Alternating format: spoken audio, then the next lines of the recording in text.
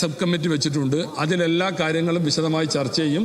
സംസ്ഥാനത്തിൻ്റെ താല്പര്യം മുൻനിർത്തിക്കൊണ്ട് മാത്രം സംഘപരിവാർ അജണ്ടകൾക്ക് കീഴടങ്ങാത്ത നടപടികളെ ഞങ്ങളുടെ ഭാഗത്തുണ്ടാകൂ. അതിൽ യാതൊരു സംശയവുമില്ല. അതുകൊണ്ട് ഇത് ചർച്ച ചെയ്യാൻ സഭ നിർത്തിവെക്കേണ്ടതില്ല. ബഹുമാനപ്പെട്ട മന്ത്രിയുടെ വിശദീകരണത്തിന്റെ അടിസ്ഥാനത്തിൽ ചട്ടം 50 പ്രകാരമുള്ള നോട്ടീസ് അവതരണാനുമതി നിഷേധിക്കുന്നു. സർ നമ്മുടെ നിയമസഭയിൽ ബഹുമാന്യനായ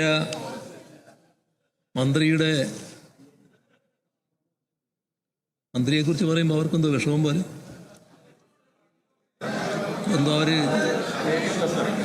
അവർക്കെന്തോ ഒരു വിഷമം പോലെ സംസാരിക്കട്ടെ. പ്രതിപക്ഷ നേതാവ് സംസാരിക്കട്ടെ. പ്ലീസ്. സർ, ഇവിടെ ബഹുമാനായ മന്ത്രി അല്ലാതെയുള്ള പ്രസംഗം ദീർഘമായി കേട്ടവരാണ് ഇവിടെയുള്ള പുതിയ അംഗങ്ങൾ ഒഴികെയുള്ള എല്ലാവരും. എത്ര വീറോടെ അദ്ദേഹം സംസാരിക്കുന്ന നാം കേട്ടിട്ടുണ്ട് സർ. പക്ഷെ ഇന്ന് അദ്ദേഹം വലിയ മനസാക്ഷിക്കുത്തോടെയാണ് സംസാരിക്കുന്നതായി കണ്ടത്. ഇതിനെല്ലാം മൂകസാക്ഷിയായി നിന്നുകൊണ്ട് മറുപടി പറയേണ്ടി വന്നല്ലോ എന്ന ഒരു വിഷമബോധം അദ്ദേഹത്തിൻ്റെ മറുപടിയിലാകെ കാണാൻ കഴിയുന്നുണ്ട്. സർ, ഇവിടെ PMC വിഷയത്തിൽ ലജ്ജാകരമായ കീഴടങ്ങലാണ് ഇപ്പോഴത്തെ സർക്കാർ നടത്തിയിട്ടുള്ളത്.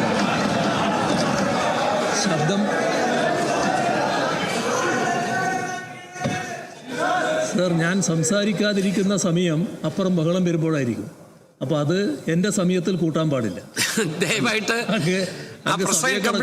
പ്രതിപക്ഷ നേതാവ് സംസാരിക്കട്ടെ. അങ്ങ് പ്രൊസീഡ് ചെയ്തോളൂ പ്ലീസ്.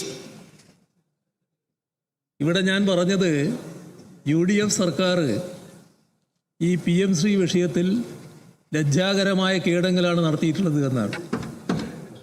സർ, ഇവിടെ ഓർമ്മയില്ലേ, അധികാരത്തിൽ വന്നാൽ എവിടെയോ ഒഴുക്കിക്കളിയെന്ന് പറഞ്ഞിരുന്നില്ലേ? എവിടെ പോയി നാക്ക്? എന്തേ ഇപ്പൊ അതിനെക്കുറിച്ച് പറയാത്തത്? എന്തെല്ലാം വീരവാദങ്ങളായിരുന്നു മുഴക്കിയിരുന്നത്? സർ, ഇവിടെ ഒരു മാസത്തിനുള്ളിൽ മുൻ നിലപാടുകളാകെ മാറുകയാണ്. മാത്രമല്ല, ഒരു തരത്തിലുള്ള ആ പദ്ധതിയുടെ വക്താക്കളായി മാറുന്നതാണ് കാണുന്നത്. സർ, ഇവിടെ എന്താണ് ഇത്തരമൊരു നിലപാട് മാറുന്നതിനുണ്ടായ കാരണം? അതിൻ്റെ ജാള്യത വലിയ തോതിൽ അപ്പുറം ബാധിക്കുന്നുണ്ട്. എന്തോ ഇടക്ക് പറഞ്ഞല്ലോ, നേരെ പറയലാണല്ലോ നമ്മൾ തമ്മിലുള്ളൊരു ശീലം. വെറുതെ ഇരുന്നിടത്ത് നിന്ന് എന്തെങ്കിലും വിളിച്ചു പറഞ്ഞുകൊണ്ട് കാര്യമില്ല കേട്ടോ. അങ്ങ് പ്രൊസീഡ് ചെയ്തോളൂ പ്ലീസ്. ഞാൻ പ്രൊസീഡ് ചെയ്യാണ് സർ. ഞാൻ അങ്ങേ അനുസരിച്ചുകൊണ്ട് പ്രൊസീഡ് ചെയ്യുകയാണല്ലോ ഞാൻ. സർ, ഇവിടെ ബഹുമാനായ മന്ത്രി നല്ലതുപോലെ ശ്രമിച്ചത്, ഞങ്ങളിപ്പോൾ വിഷമത്തിലായത് മുൻ സർക്കാർ ഒരു ധാരണാപത്രം ഒപ്പിട്ടു, അതുകൊണ്ട് വേറെ യാതൊരു വഴിയുമില്ല, അതുമായി ബന്ധപ്പെട്ട് മുന്നോട്ട് പോക്ക് മാത്രമേ ഞങ്ങളുടെ മുന്നിൽ വഴിയുള്ളൂ. ഇതാണ് അദ്ദേഹം പറയാൻ ശ്രമിച്ചത്. സർ, ഈ പറയുന്ന ധാരണാപത്രം 2025 ഒക്ടോബർ മാസം മുതൽ 8 മാസം പിന്നിട്ടിരിക്കുന്നു ഒപ്പിട്ടിട്ട്. ഇതേവരെ നമ്മുടെ സംസ്ഥാനത്ത് ഈ പറയുന്ന പദ്ധതി നടപ്പായിട്ടില്ല. അതൊരു വസ്തുതയാണല്ലോ. ഇത് നടപ്പാക്കിയിട്ടില്ല എന്നത് കേന്ദ്ര സർക്കാരും സുപ്രീം കോടതിയിൽ വ്യക്തമാക്കിയ കാര്യമാണല്ലോ. കേരളത്തിലെ PMC നടപ്പാക്കപ്പെട്ടിരിക്കുന്നു എന്നല്ലാലോ പറഞ്ഞത്. നടപ്പാക്കിയിട്ടില്ല എന്ന് തന്നെയാണല്ലോ കേന്ദ്ര സർക്കാരും സുപ്രീം കോടതിയിൽ വ്യക്തമാക്കിയത്. സർ, ഇവിടെ 2026 മെയ് 8 കേന്ദ്ര വിദ്യാഭ്യാസ വകുപ്പ് സെക്രട്ടറി അയച്ച കത്ത് അദ്ദേഹം പരാമർശിക്കുകയുണ്ടായി. സർ, അതിൽ ഈ പദ്ധതി നടപ്പിലാക്കാൻ അടിയന്തര നടപടി സ്വീകരിക്കണമെന്നാണല്ലോ ആവശ്യപ്പെടുന്നത്. അതിൻ്റെ ഒരു അഭ്യർത്ഥനയാണല്ലോ, ആ റിക്വസ്റ്റാണല്ലോ അവർ മുന്നോട്ട് വെക്കുന്നത്. നടപ്പാക്കിയെങ്കിൽ അത്തരമൊരു കത്തയക്കേണ്ട കാര്യമുണ്ടോ? സർ, ഇവിടെ PM ശ്രീ പദ്ധതി ഇവിടെ നടപ്പിലാവണമെങ്കിൽ ഇപ്പോൾ അധികാരത്തിലുള്ള സർക്കാർ ബോധപൂർവമായ അതിനനുകൂലമായ തീരുമാനമെടുക്കണം. എങ്കിൽ മാത്രമേ PM ശ്രീ ഇവിടെ നടപ്പാക്കാൻ പറ്റൂ. ഇതാണ് സാഹചര്യം. അത്തരമൊരു തീരുമാനം നിങ്ങൾ സംസ്ഥാന സർക്കാർ രഹസ്യമായി എടുക്കാനുള്ള കരുക്കൾ നീക്കുന്നു എന്നുള്ളതാണ് ഇതിനകം വ്യക്തമാക്കിയിട്ടുള്ളത്. സർ, 2 കാര്യങ്ങളാണ് തീർത്തും വസ്തുതാവിരുദ്ധമായ രീതിയിൽ പ്രചരിപ്പിക്കാൻ നോക്കുന്നത്. ഒന്ന്, നേരത്തെ പറഞ്ഞ ധാരണാപത്രം, അത് മരവിപ്പിക്കാനാണ്, അതിലൂടെ മരവിപ്പിക്കാനാണ്, അല്ലാതെ റദ്ദാക്കലല്ല LDF സർക്കാർ ചെയ്തത് എന്ന്. സർ, LDF സർക്കാർ ഒക്ടോബർ 23 2025 ഒക്ടോബർ 23 ഈ പറയുന്ന ധാരണാപത്രത്തിൽ ഒപ്പിട്ടത്.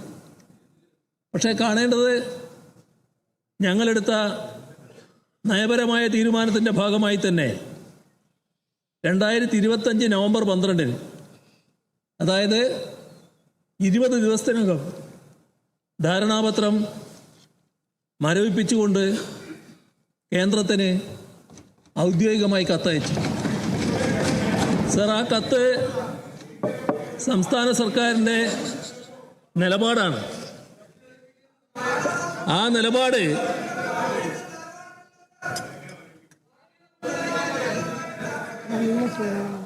സർ ഇവിടെ മരവിച്ചല്ലോ, ഒരു കാര്യത്തിലും പിന്നീട് മുന്നോട്ട് പോയില്ലാലോ.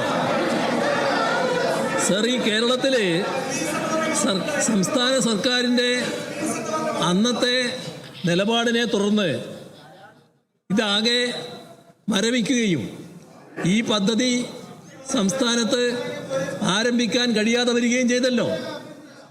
അതൊരു വസ്തുതയല്ലേ? കേരളത്തിൽ ഇപ്പോൾ PM ശ്രീ പദ്ധതി നടപ്പായിട്ടില്ലല്ലോ. മറ്റൊന്ന്, സർ, ഇവിടെ വല്ലാതെ വാദിക്കുന്നൊരു കാര്യം, ഒപ്പിട്ട ധാരണാപത്രം പിന്നെ അതിൽ നിന്ന് പിന്മാറാൻ അവകാശമില്ല എന്നാണ്. സർ, ധാരണാപത്രം ഒപ്പിട്ടു എന്നുള്ളത് കൊണ്ട് മാത്രം പദ്ധതി നടപ്പാകില്ല. പദ്ധതി നടപ്പാക്കണമെങ്കിൽ ധാരണാപത്രത്തിൻ്റെ അടിസ്ഥാനത്തിൽ ചെയ്യേണ്ട കുറേ കാര്യങ്ങളുണ്ട്. സംസ്ഥാന തലത്തിലും ജില്ലാ തലത്തിലും മോണിറ്ററിംഗ് കമ്മിറ്റികൾ രൂപീകരിക്കണം. മാത്രമല്ല, പദ്ധതി നടപ്പിലാക്കുന്ന സ്കൂളുകളുടെ വിശദാംശങ്ങൾ കേന്ദ്ര സർക്കാരിനെ പോർട്ടലിലൂടെ അറിയിക്കണം.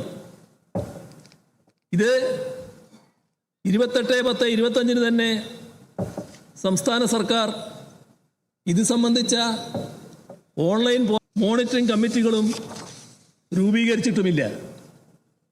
ഒരു കാര്യവും നടന്നിട്ടില്ല. സർ, അതേപോലെ തന്നെ ഓരോ ബ്ലോക്കിലും 2 സ്കൂൾ വീതമാണ് PMC സ്കൂളായി ഉയർത്തേണ്ടത്. അങ്ങനെ ഒരു ലിസ്റ്റും കേരളത്തിൽ ഇതേവരെ ഉണ്ടാക്കിയിട്ടില്ല. സ്കൂളുകളുടെ ലിസ്റ്റ് കൈമാറിയിട്ടുമില്ല. സർ, പദ്ധതി നടപ്പാക്കുന്നതിന് സംസ്ഥാനം 40% ഫണ്ട് വകയിരുത്തണം. ഇതും നടന്നിട്ടില്ല. സർ, ഇടയ്ക്ക് ഒരു കാര്യം ഞാൻ ഓർമ്മിപ്പിച്ചോട്ടെ. നടന്നിട്ടില്ല. BScയുടെ ഇന്നലെ ഉണ്ടായ തീരുമാനത്തിന്റെ അടിസ്ഥാനത്തിൽ ഒരു ചെറിയ അണ്ടർസ്റ്റാൻഡിങ് അടിസ്ഥാനത്തിലാണ് സർ. വിഷയം വരുമ്പോ വിഷയത്തിന്റെ കാര്യങ്ങൾ അവതരിപ്പിക്കാൻ പറ്റണ്ടേ? 10 മിനിറ്റാണ് പറഞ്ഞിട്ടുള്ളത്. അതുകൂടി അങ്ങ് മനസ്സിൽ വെച്ചോണ്ടോ? വിഷയം അത്രയും പ്രധാനമാണല്ലോ. അപ്പോൾ വിഷയത്തിൽ ഒരു വ്യക്തത വരണ്ടേ? അതേ വേണ്ടൂ. ഇതില് സംസ്ഥാനം പാലിക്കേണ്ട മറ്റ് അനുബന്ധ നിബന്ധനകളുണ്ട്. ഇതൊന്നും നിർവഹിച്ചിട്ടില്ല. അപ്പൊ ഇതൊന്നും നിർവഹിക്കാതെ പദ്ധതിക്ക് മുന്നോട്ട് പോകാനാവില്ല. ഒപ്പിട്ടതിന് ശേഷമാണ് ഇതൊക്കെ വരേണ്ടത്.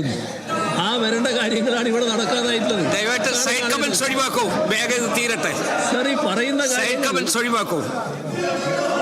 സർ, ഇത് തീരട്ടെ. ഇത്രയും കാര്യങ്ങള് നമ്മുടെ സംസ്ഥാനത്ത് അംഗീകരിച്ചുകൊണ്ട് തന്നെ ഞങ്ങൾ ഈ പദ്ധതിയുമായി മുന്നോട്ട് പോകാനില്ല എന്ന് വിദ്യാഭ്യാസ മന്ത്രിയുടെ നേതൃത്വത്തിൽ കേന്ദ്ര വിദ്യാഭ്യാസ മന്ത്രിയെ കണ്ട് അറിയിക്കുന്ന നിലയാണ് നേരത്തെ LDF സർക്കാർ സ്വീകരിച്ചത്. സർ, അതുകൊണ്ടാണ് ഈ പദ്ധതി ഇവിടെ നടപ്പാകാതിരുന്നത് കൊണ്ടാണ്. ഇനി പദ്ധതി നിലവിൽ നടപ്പിലാക്കിയിട്ടില്ല എന്ന് കേന്ദ്രം തന്നെ സമ്മതിക്കുകയാണല്ലോ. സർ, അതാണല്ലോ ചീഫ് സെക്രട്ടറിക്ക് കേന്ദ്ര സെക്രട്ടറി അയച്ച കത്ത് വ്യക്തമാക്കുന്നത്. Sir, the implementation of the MOU had kept in abeyance by the government of Kerala എന്ന് കേന്ദ്ര സർക്കാർ തന്നെ സമ്മതിച്ചിരിക്കുകയാണല്ലോ. സർ, സുപ്രീം കോടതിയിലാണല്ലോ ഈ പറയുന്ന എഫിഡവിറ്റ് കൊടുത്തത്. സർ, 12/11/25 ധാരണാപത്രം മരവിപ്പിച്ചത് കാരണം സംസ്ഥാനത്തെ സ്കൂളുകൾ തിരഞ്ഞെടുക്കൽ, പദ്ധതി നടപ്പിലാക്കൽ ഒന്നും നടന്നില്ല എന്നാണ് ഈ കത്തിൽ വ്യക്തമാക്കിയിരിക്കുന്നത്. ബഹുമാനപ്പെട്ട പ്രതിപക്ഷ നേതാവ്, നമ്മുടെ സമയം എക്സീഡ് ചെയ്ത് പോവുകയാണ്. അതെ സർ, ഒരു കോമൺ അണ്ടർസ്റ്റാൻഡിങ്ങിനും പുറത്തേക്കാണ് പോകുന്നത്. നമ്മൾ കോമൺ അണ്ടർസ്റ്റാൻഡിങ്ങിന് ശേഷം വന്ന ഏറ്റവും ഗൗരവമായ വിഷയമാണല്ലോ ഇത്. ഈ വിഷയം അവതരിപ്പിക്കാതിരുന്നാൽ അത് നാടിനോട് ചെയ്യുന്ന വലിയൊരു ക്രൂരതയായി അങ്ങ് ശ്രദ്ധിക്കേണ്ടത്. കഴിയുന്നത്ര ചുരുക്കൂ സർ. പ്ലീസ്, അദ്ദേഹം പറഞ്ഞ് അവസാനിപ്പിക്കട്ടെ. നാം ശ്രദ്ധിക്കേണ്ടത് PMC പദ്ധതിയുടെ കാലാവധി തീരാൻ ഇനി കുറഞ്ഞ സമയം മാത്രമാണുള്ളത്. അതുകൊണ്ട് SSK ഫണ്ട് തടഞ്ഞു വെച്ച വിവരങ്ങൾ അറിയില്ല എന്ന് തോന്നുന്നു. SSK ഫണ്ട് തടഞ്ഞു വെച്ച് അതിൻ്റെ ഭാഗമായി കിട്ടേണ്ട തുക നിർത്തിവെച്ചത് നമ്മുടെ എല്ലാം ശ്രദ്ധയിലുള്ളതാണല്ലോ. സർ, PMC പദ്ധതി വഴി കേരളത്തിന് കേന്ദ്രത്തിൽ നിന്ന് എന്തെങ്കിലും പണം ലഭിച്ചിട്ടുണ്ടോ? ഒരു പൈസയും ഇതേവരെ കേരളം അതുമായി ബന്ധപ്പെട്ട് വാങ്ങിയിട്ടില്ല. ഒരു PMCയുടെ ഭാഗമായി കേരളം വാങ്ങിയിട്ടില്ല. സർ, PMC പദ്ധതി എന്ന് പറയുന്നത് കേന്ദ്ര സർക്കാർ നടപ്പാക്കാൻ ഉദ്ദേശിക്കുന്ന പശ്ചാത്തല സൗകര്യ വികസനമാണ്. സർ, നമ്മുടെ സംസ്ഥാനത്ത് വർഷങ്ങൾക്ക് മുൻപ് തന്നെ ഈ തരത്തിലുള്ള പദ്ധതി നാം നടപ്പിലാക്കിയിട്ടുണ്ട്. അങ്ങനെ ഒരു അവസ്ഥയിൽ വീണ്ടും ഒരു 40% മുടക്കി നമ്മൾ പശ്ചാത്തല സൗകര്യ വികസനത്തിന് വല്ലാതെ ശ്രമിക്കേണ്ട ഒരു ആവശ്യം വരുന്നില്ല. അതുകൊണ്ട് തന്നെ PMC പദ്ധതിയുടെ കാര്യത്തിൽ തുടക്കം മുതൽ 2022 മുതൽ അതുമായി ബന്ധപ്പെട്ട് അംഗീകരിക്കാത്ത സമീപനമാണ് LDF സർക്കാർ സ്വീകരിച്ചിരുന്നത്. സർ, പക്ഷേ സംഭവിച്ചത് അതിൻ്റെ പേരെ സമഗ്ര ശിക്ഷ കേരളക്ക് ലഭിക്കേണ്ട 1158 കോടി രൂപയാണ് തടഞ്ഞു വെക്കുന്ന സമീപനം കേന്ദ്ര സർക്കാർ സ്വീകരിച്ചത്. സർ, അന്ന് അതിനെതിരെ നാം എല്ലാം ഒന്നിച്ച് ശബ്ദമുയർത്തേണ്ടതാണ്. പക്ഷേ മറ്റ് കാരണങ്ങളാൽ അതുമായി ഒന്നിച്ചു നിൽക്കാൻ അന്നത്തെ പ്രതിപക്ഷം തയ്യാറായില്ല എന്നത് അങ്ങേക്കും അറിയാവുന്ന കാര്യമാണ്. PMC പദ്ധതി എന്നത് BJPയുടെ ഒരു രാഷ്ട്രീയ അജണ്ടയാണ്. അവർ നിർദ്ദേശിക്കുന്ന പാഠഭാഗങ്ങൾ ഉൾക്കൊള്ളിക്കലാണ് സംഘപരിവാറിന്റെ അജണ്ട. NEP RSS മുഖപത്രമായ ഓർഗനൈസർ തന്നെ കൃത്യമായി വ്യക്തമാക്കിയിട്ടുണ്ട് ഇതാണ് ഉദ്ദേശിക്കുന്നത് എന്ന്. അതുകൊണ്ട് തന്നെ 2022 മുതൽ അതിനോട് വ്യക്തമായ വിയോജിപ്പാണ് ഞങ്ങൾ രേഖപ്പെടുത്തിയിരുന്നത്. ആ അജണ്ടയ്ക്ക് മുന്നിൽ നിർലജ്ജം കീഴടങ്ങാനാണോ UDF സർക്കാർ ഇപ്പോൾ തയ്യാറാകുന്നത് എന്നതാണ് നാടിന് മുന്നിൽ ഉയരുന്ന ചോദ്യം. നിങ്ങൾ പ്രതിപക്ഷത്തിരിക്കുമ്പോൾ പറഞ്ഞ വാദങ്ങളെല്ലാം വിഴുങ്ങുകയാണ്. സർ, വല്ലാത്തൊരു ഒത്തുകളി. ഇത് രഹസ്യമായല്ല, ഇതെല്ലാം പരസ്യമായി കഴിഞ്ഞിരിക്കുന്നു. സർ, വർഗീയ അജണ്ടകൾക്ക് മുന്നിൽ ഒരിക്കലും ഞങ്ങൾ LDF തലകുനിച്ചിട്ടില്ല. NCERT വെട്ടിമാറ്റിയ, ഞാൻ അവസാനിപ്പിക്കുക, വെട്ടിമാറ്റിയ ഗാന്ധിവധം, അതേപോലെ തന്നെ മുഗൾ ചരിത്രം, ഇതെല്ലാം അഡീഷണൽ പാഠപുസ്തകങ്ങളാക്കി കേരളത്തിലെ കുട്ടികൾക്ക് പഠിക്കുന്നതിനുള്ള അവസരമൊരുക്കിയത് LDF സർക്കാരായിരുന്നു. സർ, അതുപോലെ തന്നെ NBക്കെതിരെയുള്ള ഉദാത്തമായൊരു മാതൃകയാണ് കേരളം സ്വന്തമായി ഉന്നത വിദ്യാഭ്യാസ പരിഷ്കരണ ചട്ടക്കൂട് രൂപീകരിച്ചത്. സർ, ഇതൊക്കെ UGCയുടെ 2025 ഡ്രാഫ്റ്റ് റെഗുലേഷൻസ് സംസ്ഥാനത്ത് നടപ്പിലാക്കില്ല എന്ന് കേന്ദ്രത്തെ രേഖാമൂലം അറിയിക്കാൻ ആർജവം കാണിച്ച സർക്കാരായിരുന്നു LDF സർക്കാർ. സർ, ഞാൻ സമയം പോയതുകൊണ്ട് MGVCയുടെ കാര്യം പറയുന്നില്ല. അവിടെ 19 BJPക്കാരെ തിരികെ കയറ്റിയ പ്രശ്നം പറയുന്നില്ല. അത്തരം കാര്യങ്ങളിൽ വലിയ മൗനം നിങ്ങളെ സർക്കാർ പാലിച്ചതിനെക്കുറിച്ചും ഇപ്പം ഞാൻ പറയുന്നില്ല. പക്ഷേ ഇതെല്ലാം വിദ്യാഭ്യാസ മേഖല, പ്രത്യേകിച്ച് ഉന്നത വിദ്യാഭ്യാസ മേഖല കാവ്യവൽക്കരണത്തിൻ്റെതായ പുതിയ ഘട്ടത്തിലേക്ക് നീങ്ങുകയാണ് എന്ന് നാം കാണണം. സർ, കേരളം ആശങ്കപ്പെടുന്നു. വിദ്യാഭ്യാസ മേഖലയിൽ RSS അജണ്ടയെ ചെറുത്തുനിന്ന കാലം സർക്കാർ തലത്തിൽ അവസാനിക്കുകയാണോ? എന്നാൽ കേരളം അത് മുന്നോട്ട് കൊണ്ടുപോവുക തന്നെ ചെയ്യും. ഈ നിലപാടിൽ, സർക്കാരിൻ്റെ നിലപാടിൽ പ്രതിഷേധിച്ചുകൊണ്ട് ഞാനും എൻ്റെ കക്ഷിയും വാക്കൗട്ട് നടത്തുകയാണ്.